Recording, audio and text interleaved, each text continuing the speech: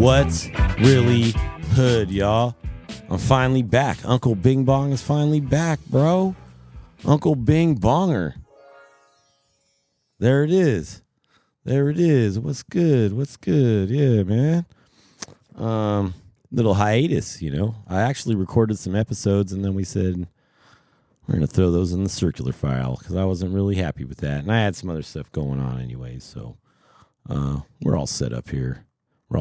So I'm going to give you a little bit of input here. So May 25th, right around the corner, Saturday, I'm going to be in Southern California in Santa Clarita, Tackle Express, having this little event with the homies. If you're in town or you want to come out and get some toxic and some stay bands, some boondock jigs, some good food, hit the tackle shop, come through. We know it's a holiday weekend, but we're just trying to stay active, bro. We're trying to stay active in the community. And just, you know, we love doing this stuff. So my boy John from Stay Bent, you know, me and this cat talk every day. You know, he put this together with Boondock, the homie. So I'm excited to come down. Also, Toxic Tournament, June 29th. You're going to see a whole bunch of stuff on my website this week. I'm locking down the tournament rules, and the release of liability form just needs to go up. We're not really going to take that over the internet or early, so you're more than welcome to print these out when they get up there. Sign them and bring them with you. Bring cash for the entry fee, because we're going to pay back that day. We're not going to have more tournaments or anything like that, so I don't want to have to deal with mailing out checks. So just bring cash. You have plenty of time, you know, over a month. Just bring it there, and if you want, you could print these out, have them ready when you show up. That's fine, but we'll have a fat stack there. It's on, like I said, June 29th. It's a Saturday. I'm going to be camping and holding the whole campsite down the Friday before, so you're more than welcome to show up early the night before if you guys are in town and sign up and pay, or you can stop by the shop with me and Tommy are there anytime before that and just drop the cash off, and we'll put it in an envelope with your little entry fee with your forms. Like I've been saying, you'll see a whole bunch of stuff on there, but it's a 3-fish limit. We're going to have the kayak division that's ran like a normal kayak tournament. It's $150 all in. It's a team tournament.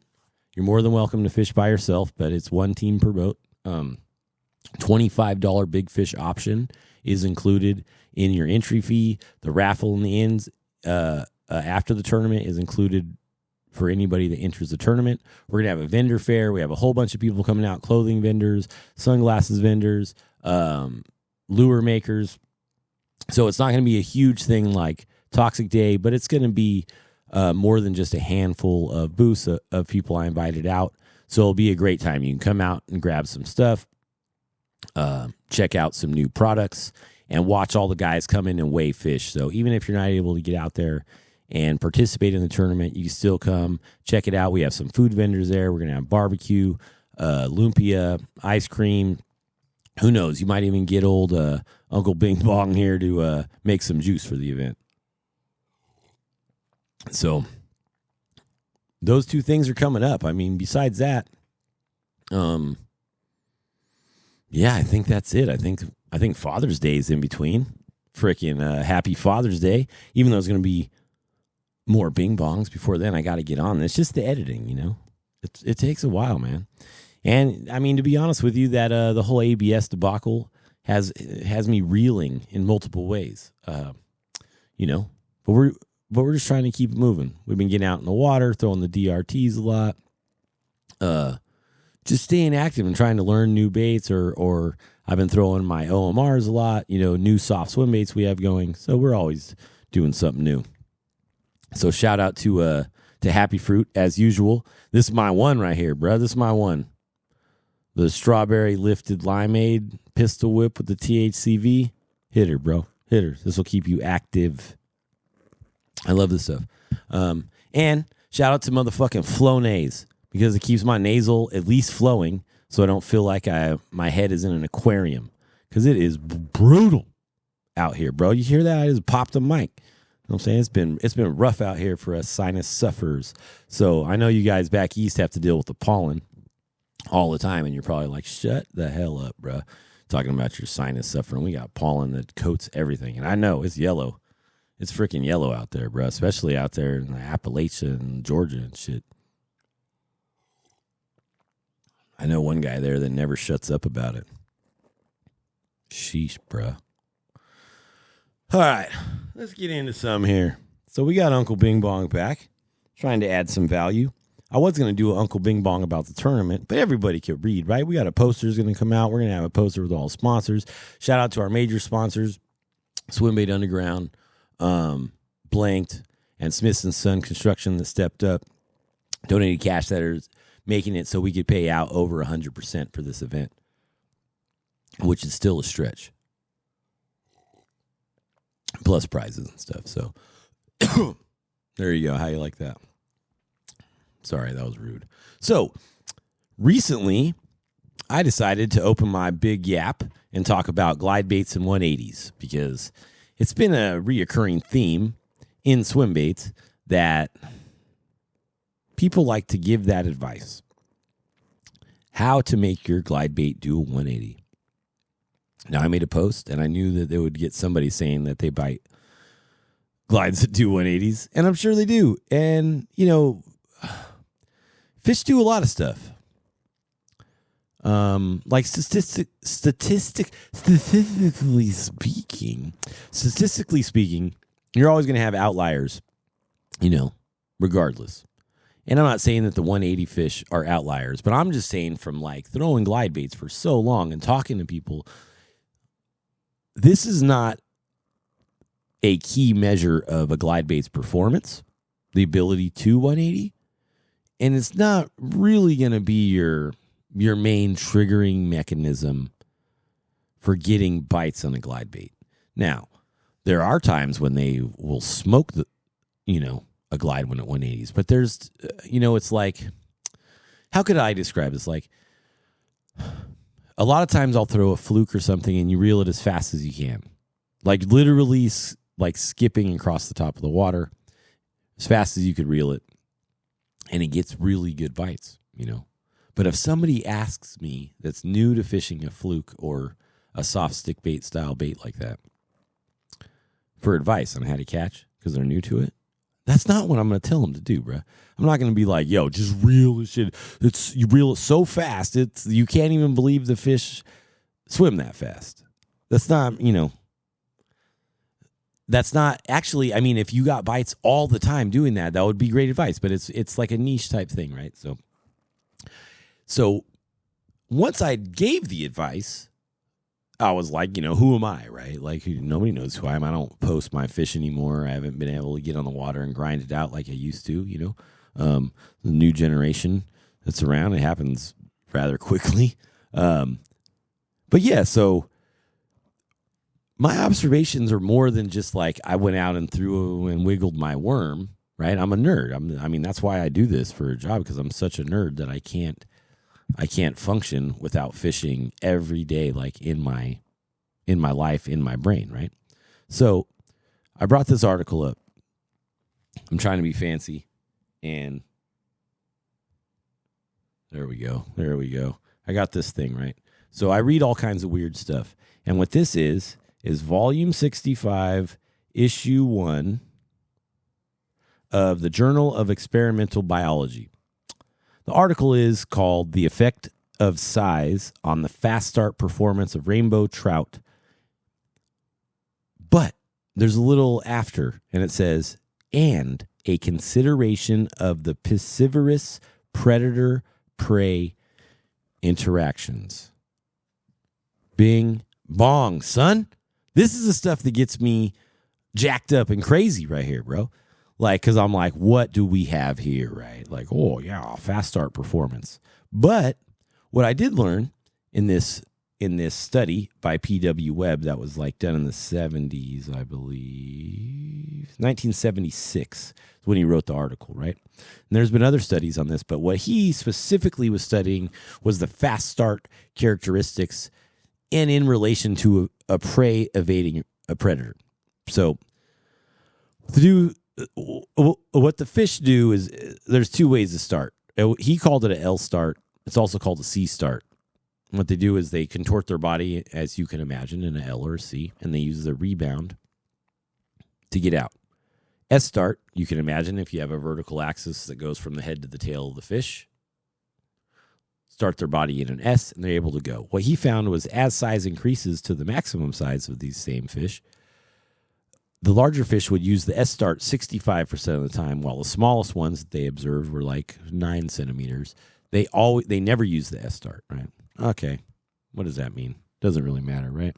Well, prey fish usually turn, whether it's 90 degrees, 100 degrees, whatever it is. They contort their body in an L or past when they flee, right? For acceleration purposes.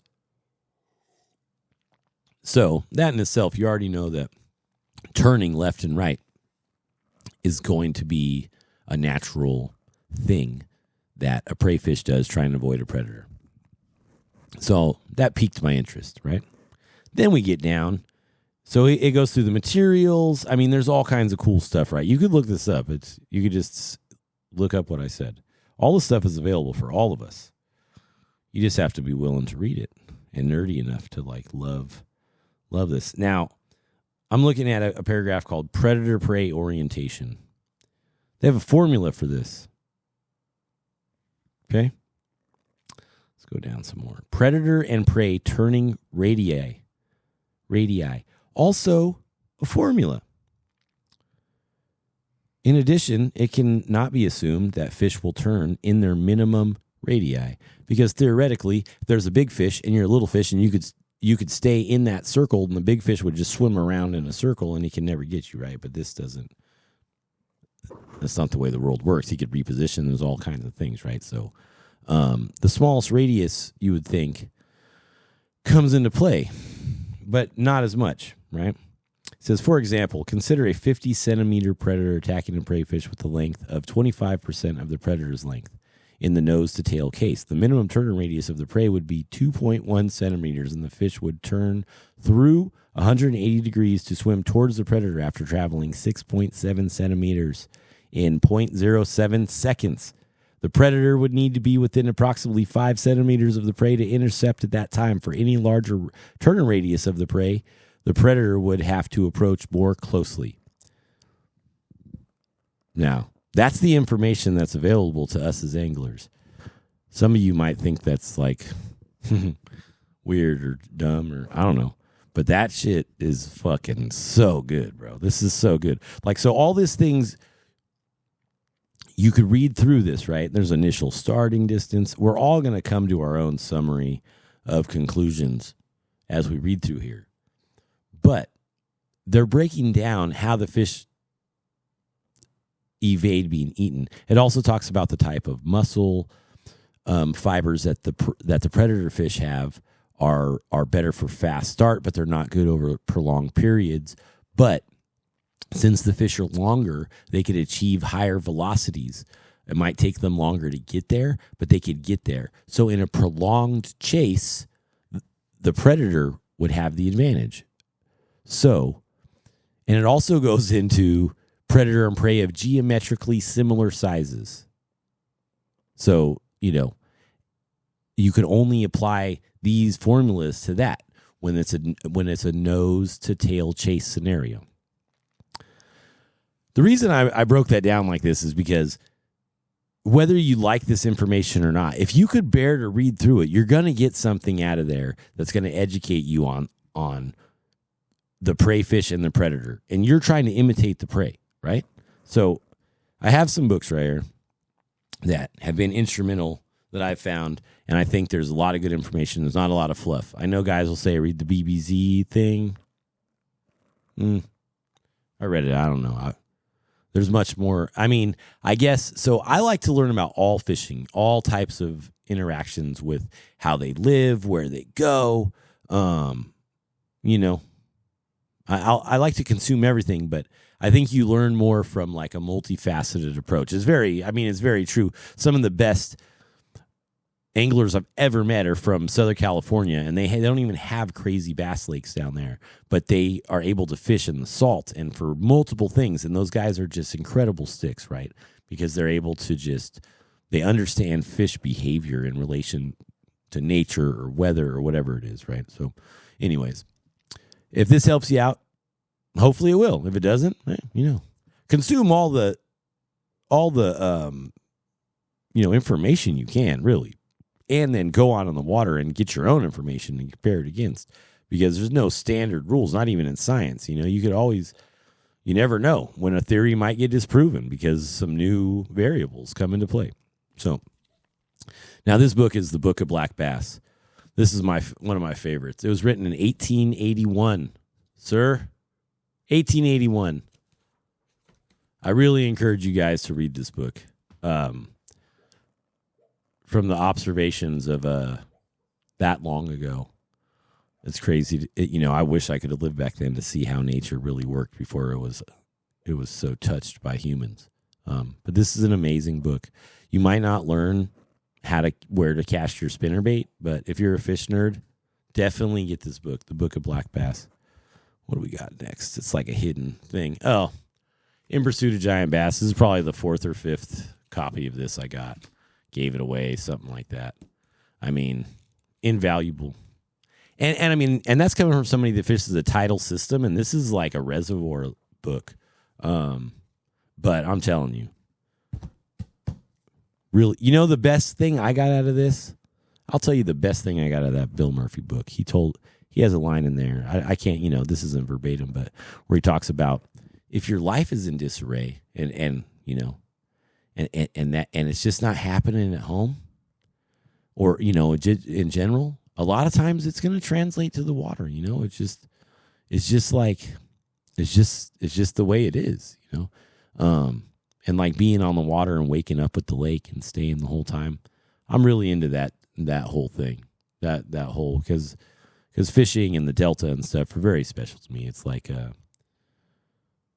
it's the only place I feel like at home or, at rest, ever, is when I'm out there on the ocean or like a large body of water, So anyways, this one, my favorite one, Knowing Bass, The Scientific Approach to Catching More Fish. I think it's out of print. I had to buy a new one because somebody has my other one somewhere, but I had to buy it for like $100 or something. I don't know. This is the best book I've ever read for a nerd like me. It has everything you need to know about fish reactions, colors, scent, everything. It's written by the guy who ran the Berkeley lab. And the In-Fisherman boys, the Linders. Maybe you guys don't know about the Linders. They're getting old, I guess, but some of the most comprehensive fish stuff from back before there was a whole bunch of forward-facing sonar and everything else we have now. These guys were just incredibly detailed in their research and approaches. This is a smallmouth bass one. I love this one. I don't even get to fish for smallmouth very much, but the way they have diagrams in here and they talk about it, approaching the fish, invaluable. Now, this was one of my favorites. This is one of my first ones I ever read. And this book right here, Largemouth Bass. Besides the scientific one, this is the best book that you could read. People are, there's probably people right now like Caesar's a fucking idiot, Uncle Bing Bong, Uncle Ding Dong. But this book right here, I am telling you, bruh. I'm telling you, look at that. There's even like a spinnerbait, chatterbait that long ago. Bing Bong. You always think, the diagrams are incredible. They have tidal information here. This was the first, when I moved here and there was I was looking for anything on tidal fish. Nothing. There was nothing on tidal fish in the 90s that I could find. And right here, boom, tidal systems. And it's on point. Their tidal system breakdown, they got the weeds, where the fish sit in mild current, how they position in heavy current, and trust me, they get in the heavy current. Outgoing tide, incoming tide. If there's one book that I encourage anyone to read, it's this one. I don't know if you can get it, but I'm telling you, just for me, all overall bass fishing, not swim bait, this, whatever, this is the one. Just my opinion. I've given away too many of those. I'm keeping that one. We got some more good stuff here. Ooh, my guy, son. Hey. Whole reason I say son. I call you son because you're bright.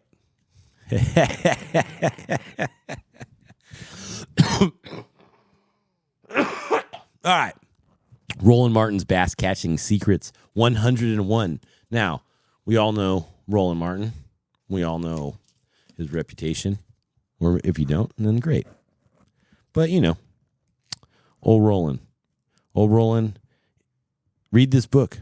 Just read this book and tell me he's not one of the best bass fishermen that you ever done come across. And this has some amazing stories from early bass fishing, dude. He's been doing it forever. He's been doing it since the beginning of tournaments almost. Roland Martin, man. Freaking living legend. And this book, I guarantee, he has D. Thomas in here because he was with D. Thomas when D was like starting flipping, and it's in this book. Let's see, when was this first written? I'm not good at that stuff. Let's see what we got here. What's the first press? Bear with me, folks. Sorry. I don't know when this, but it's old. It's not like some new shit. You know what I'm saying? He's talking about the Laura C Advantage, like the old combo collector graphs. I think this was written in the 70s. Doesn't even say, right? Doesn't matter. Anyways, let's open it to one thing. Prop plugs for feeders. Actually, I throw prop plugs in Smash, and that thing still holds. Ticking logs. What is he talking about? Oh, he's talking about burning the spinnerbait along the length of the logs. But he's talking about, he breaks down from how far you need to be away from the log, what side of the log you need to throw that thing, the shape of the logs that have the best fish on them. I mean, this book is crazy, bro. I never hear nobody talk about this. He's got a bunch of big ups on the back for himself too, huh? Conservationalist, TV show host, marina owner, tournament winner with him, with the release. He has some crazy stories in there, bro. Living legend, Roland Martin. Get that book. That book's fun to read. There's some cool shit in there. Like jigger pulling is really just the 8-trap. Like all this stuff is like that we're doing now is just different versions of stuff they've been doing.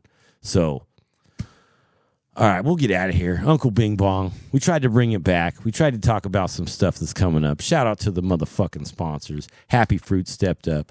Mountain Man Melts stepped up to sponsor the tournament. Another non-fishing brand.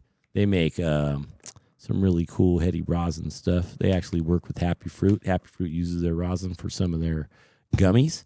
Lemonade Antioch, the dispensary, stepped up, said, yeah, we'll sponsor your event. Thank you to them.